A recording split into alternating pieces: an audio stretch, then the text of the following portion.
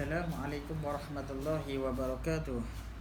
Bismillahirrahmanirrahim. Alhamdulillahi rabbil alamin. Wassalatu wassalamu ala asyrafil anbiya wal mursalin wa ala alihi wa sahbihi ajma'in.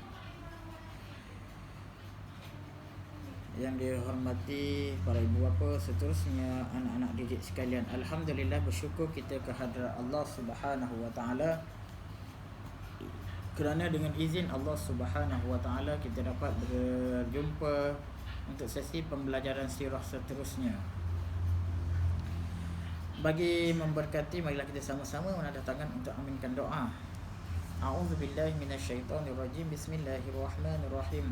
Alhamdulillahi rabbil alamin wassalatu wassalamu ala asyrafil anbiya'i wal mursalin sayyidina wa maulana Muhammadin wa ala alihi wa sahbihi ajma'in.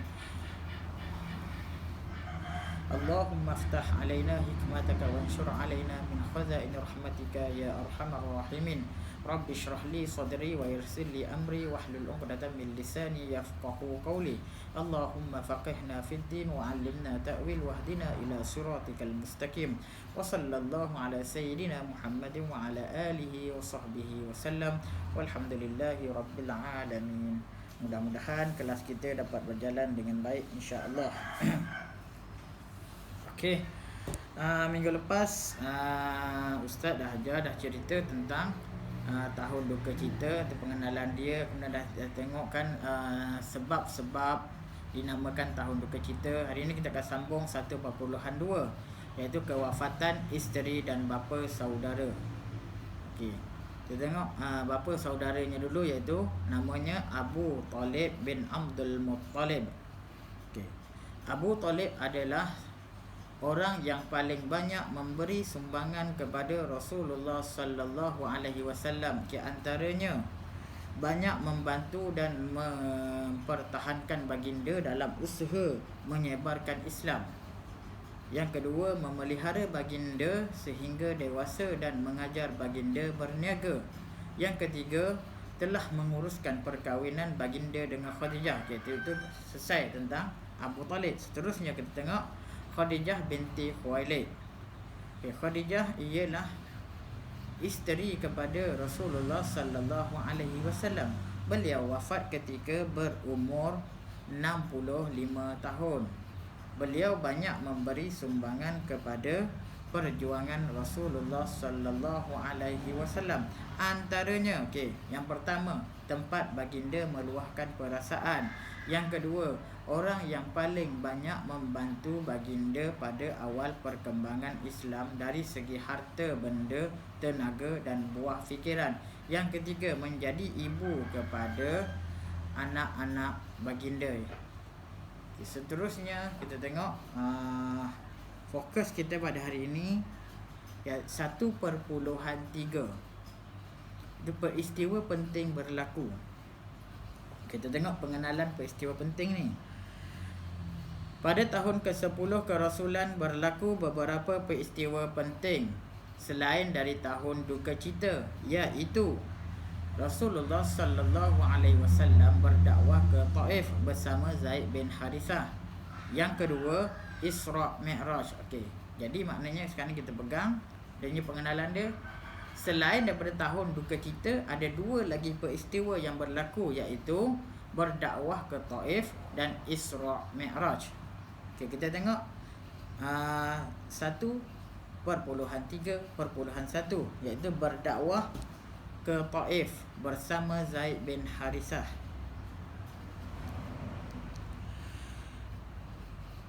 Setelah Rasulullah sallallahu alaihi wasallam kehilangan dua pembela dan penyokong besar, iaitu Abu Talib dan Khadijah,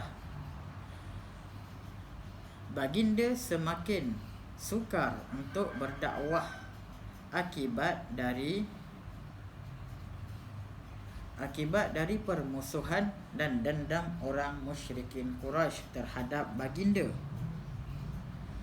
Ketika itu, keselamatan Rasulullah sallallahu alaihi wasallam di Mekah dalam keadaan terancam.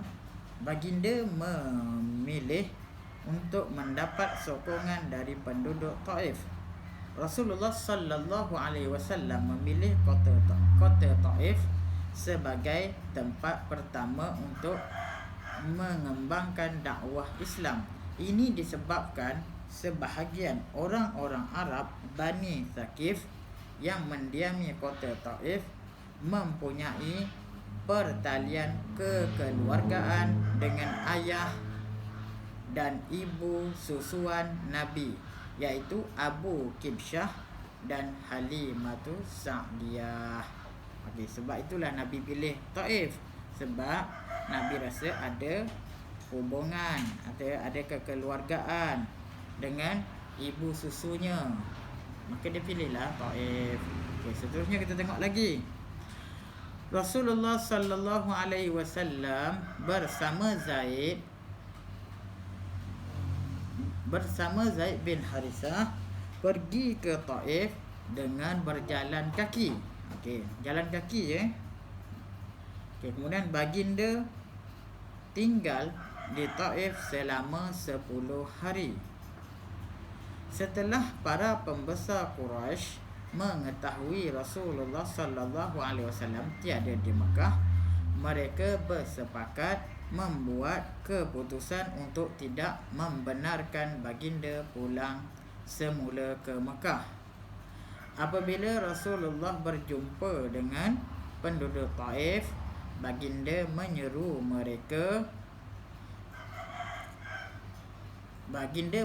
mereka kepada Islam.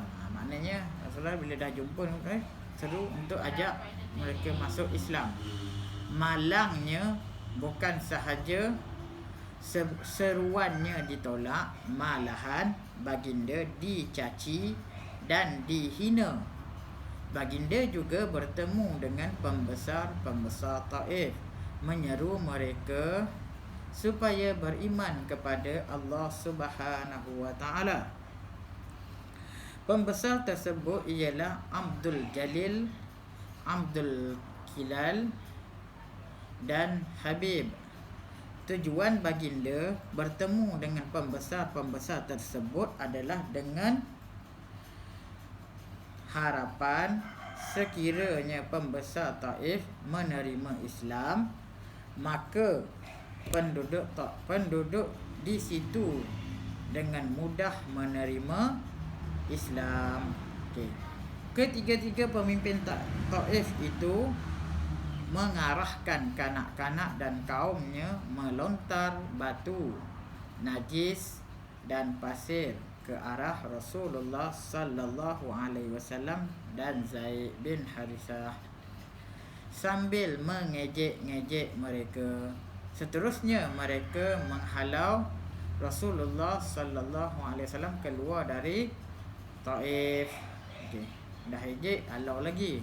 Okey, kemudian Rasulullah sallallahu alaihi wasallam mengalami kecederaan di bahagian kaki dan tumitnya.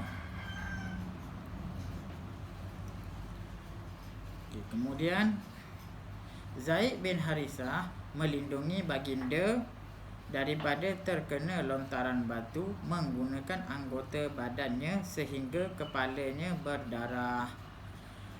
Allah mengutuskan malaikat untuk membantu Rasulullah yang sedang berdoa. Malaikat menawarkan untuk diangkat bukit dan dihempak ke atas penduduk Taif. Tetapi baginda memohon kepada Allah Subhanahu wa taala supaya memberikan hidayah kepada penduduk Taif. Ketika Rasulullah sallallahu alaihi wasallam keluar dari Taif, baginda berlindung di sebuah pohon yang dimiliki oleh Utbah dan Syaibah. Walaupun mereka menyembah berhala dan memusuhi Islam, mereka turut bersimpati melihat kecederaan yang dialami oleh Rasulullah sallallahu alaihi wasallam. Mereka menyuruh Adas, iaitu hambanya, ini hamba mereka yang berketurunan Nasrani memberikan segugus anggur kepada Rasulullah sallallahu alaihi wasallam. Adas amat terkejut. Okey, Adas ni dia terkejut apabila melihat Rasulullah sallallahu alaihi wasallam membaca Bismillahirrahmanirrahim ketika menyuapkan buah anggur ke dalam mulut baginda. Beliau belum pernah mendengar perkataan tersebut sebelum ini. Maka Rasulullah sallallahu alaihi wasallam bertanya tempat lahir dan agamanya. Setelah diselidiki, didapati Adas adalah penganut agama yang dibawa oleh Nabi Yunus.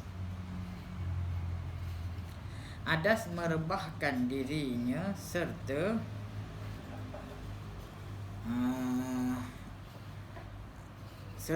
mencium tangan dan kaki Rasulullah sallallahu alaihi wasallam dan mengucapkan 2 kalimah syahadah.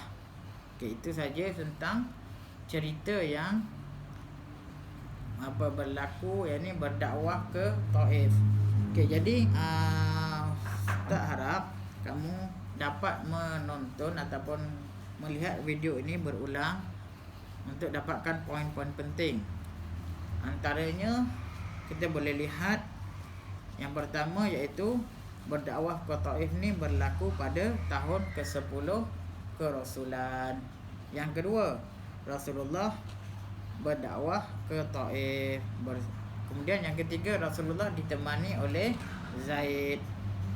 Yang keempat, Rasulullah ditolak dakwahnya oleh penduduk dan pembesar-pembesar Taif.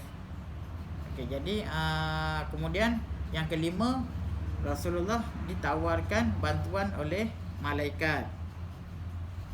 Yang keenam, Rasulullah tidak menerima tawaran malaikat tersebut, malahan sebaliknya berdoa kepada Allah Subhanahu wa taala supaya penduduk Taif ni diberi hidayah oleh Allah Subhanahu wa taala. Okey, jadi 6 poin penting tu untuk direkodkan dan ditulis sebagai nota.